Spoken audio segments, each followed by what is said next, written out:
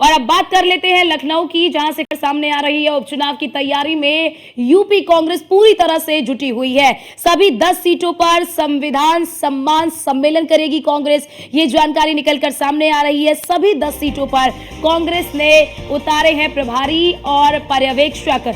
सपा गठबंधन के साथ ही उपचुनाव लड़ने की तैयारी में कांग्रेस है। सपा पर सीटों के लिए दबाव बनाने में कांग्रेस जो है वो जुटी हुई है। बीजेपी के कब्जे में रही सीटें सपा से मांग रही है कांग्रेस। फूलपुर, खैर, गाजियाबाद और मझवा के साथ मीरापुर सीट पर भी कांग्रेस की नजर बनी हुई है। तो देखिए किस तरह से यूपी कांग्रेस जो है वो उपचुनाव की तैयारियों में पूरी तरह से जुट चुकी है। कल भी आपने देखा होगा कि किस प्रकार से जो कांग्रेस के जो नेता है, जो कार्यकर्ता है, वो सड़कों पर नजर आए, सड़कों पर ये दिखाते हुए नजर आए, अपनी मौजूदगी दर्ज कराते हुए नजर आए कि हम जनता के लिए अपनी आवाज उठा रहे हैं।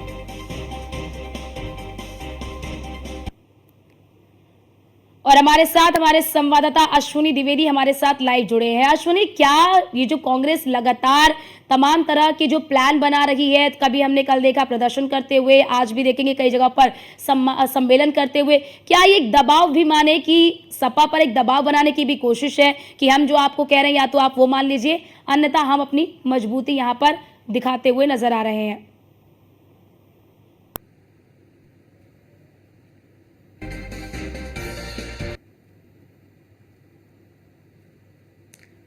दिसंबर में महाराष्ट्र और के चुनाव के साथ में भी जो है उत्तर प्रदेश में चुनाव हो। आप कहीं ना कहीं 10 सीटों को जीतने की जद्दोजहद सभी पार्टियों के पास है। भारतीय जनता पार्टी के पास ये है कि उनको जीत कर साबित करना है कि अभी भी जनता का भरोसा उन पर है।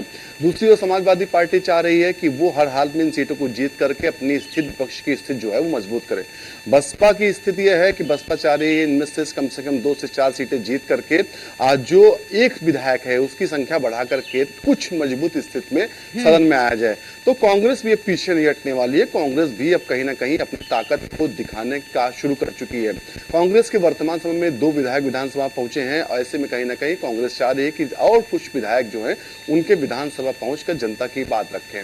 हालांकि अगर बात करें जिस तरीके से कांग्रेस लगातार एक्टिव दिखाई दे रही है लोकसभा चुनाव के बाद में, कहीं ना कहीं वो उत्साहित जरूर है उत्तर प्रदेश में, क्योंकि जिस तरीके से उत्तर प्रदेश में सूखड़ा साफ हो चुका था कांग्रेस का 2014, 19 या फिर उसके बाद 22 का विधानसभा चुनाव, 17 का विधानसभा चुनाव, सभी में कहीं ना कहीं एक पंप बैक फुट पे कांग्रेस थी। लेकिन 6 सीटें आना कहीं ना कहीं उनको संजीवी बूटी देने जैसा है और कहीं ना कहीं अब उसी को लेकर के वो आगे बढ़ने लगा। देखा जा रहा है कि सरकार के तमाम मुद्दों पर विरोध प्रदर्शन भी हो रहा है। कल एक बड़ा प्रदर्शन जो है कानून व्यवस्था को लेकर के जो है कांग्रेस ने किया। अब जो है 10 सीटें जनरल चुनाव होना जहां पर वहां पर संविधान सम्मान सम्मेलन करने जा रही है कांग्रेस। तो निश्चित तौर पर क्योंकि कांग्रेस को बखूबी पता है कि 2024 का जो लोकसभा चुनाव हुआ उसमें संविधान एक बड़ा मुद्दा रहा, जिससे कांग्रेस और समाजवादी पार्टी का जो गठबंधन था उसको फायदा हुआ। तो निश्चित तौर पर कहीं ना कहीं एक ये रणनीति भी है कि समाजवादी पार्टी पर थोड़ा दबाव जरूर बने। हालांकि समाजवादी पार्टी भी कहीं ना कहीं अंदर खाने में तय चुकी है कितनी सीटें समाजवादी पार्टी को देना है। माफ कीजिए कांग्रेस 5 सीटें मांग रही थी, लेकिन वो संभावना किसी भी रूप में उत्तर प्रदेश फिलहाल नजर नहीं आ रही, क्योंकि हरियाणा में जिस तरीके से चुनाव हो रहा समाजवादी पार्टी बैकफुट पे आई और उसने कहा कि जो सरकार बनाने हमें सीट ज्यादा जो है भाजपा को हराने की बेताबी है। तो निश्चित तौर पर कहीं ना कहीं उससे ये चीज साफ हो गई कि समाजवादी पार्टी और कांग्रेस के बड़े नेताओं के बीच बातचीत हो चुकी है और तय हो चुका है कि किसको कितनी सीटें मिलनी है। तो ऐसे में कहीं ना कहीं कांग्रेस भी अपनी पूरी ताकत लगा रही है कि ज्यादा से ज्यादा सीटें जीती जाएं। हालांकि पर्यवेक्षक और प्रभारी 10 सीटों पर कांग्रेस पहले भी जो है बना चुकी है और उसी दौरान सवाल भी खड़े होने शुरू हुए थे क्या कांग्रेस अकेले चुनाव लड़ेगी।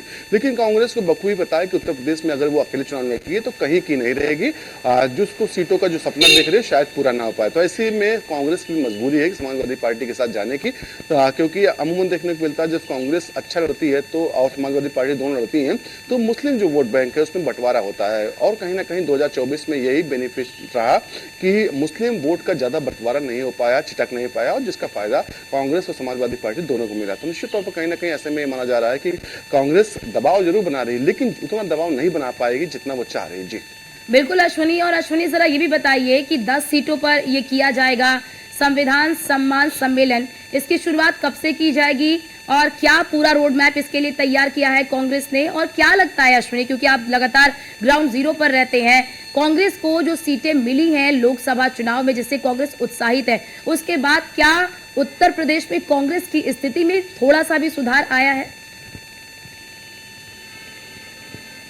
बिल्कुल सुधार क्यों नहीं आया है। सबसे बड़ा होता है किसी काम करने के लिए हौसले की जरूरत, और हौसला कहीं ना कहीं कांग्रेस का उत्तर प्रदेश में बिल्कुल बड़ा है। 6 लोकसभा सांसद जो जीत कर आए हैं, जिसमें राहुल गांधी भी शामिल हैं। निश्चित तौर पर कुछ सीटें थी जहां पर संभावनाएं ना के बराबर थी, लेकिन फिर भी कांग्रेस जीती। प्रयागराज सीट को लेकर के संभावनाएं बहुत कम थी कि वहां पर कांग्रेस जीत पाएगी, लेकिन अंतिम समय परिणाम आया तो कांग्रेस जीती।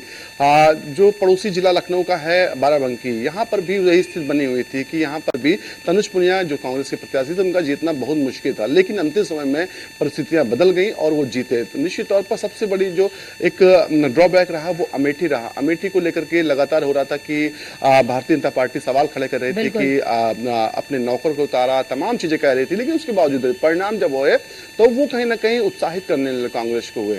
सीतापुर जो है, सीतापुर जहां से कांग्रेस जीती है, तो निश्चित तौर पर सीतापुर में कभी उम्मीद कांग्रेस ने की थी कि वहां से वो सीट निकाल पाएगी। तो इस तरीके से कहीं ना कहीं कांग्रेस ने जिस तरीके से सीटें जीती हैं, हौसला जरूर बुलंद है और वो चाहेगी कि बेहतर परफॉर्मेंस करें। समाजवादी पार्टी से गठबंधन है वो उनका बना रहे, जिससे उनको आने वाले चुनाव में भी फायदा मिले। जी और बिल्कुल अश्विनी, और जितना भी कर ले, जैसा आपने भी जिक्र किया कि कांग्रेस पार्टी भले जमीन पर उतर रही है, अपनी मौजूदगी को दर्ज करा रही है, लेकिन कांग्रेस पार्टी ये भी बखूबी जान रही है कि अगर उत्तर प्रदेश में विधानसभा के उपचुनाव हो रहे हैं और विधानसभा के उपचुनाव में कांग्रेस को अपना खाता खोलना है तो उसे सपा की बैसाखी का सहारा लेना ही होगा।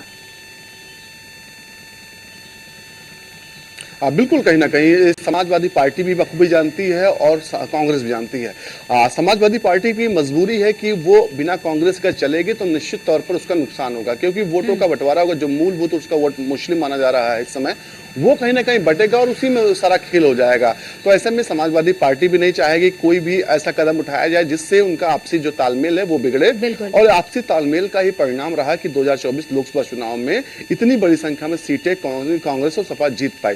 तो निश्चित तौर पर कहीं ना कहीं कांग्रेस भी बिल्कुल नहीं चाहेगी गठबंधन टूटे, समाजवादी पार्टी भी नहीं चाहेगी।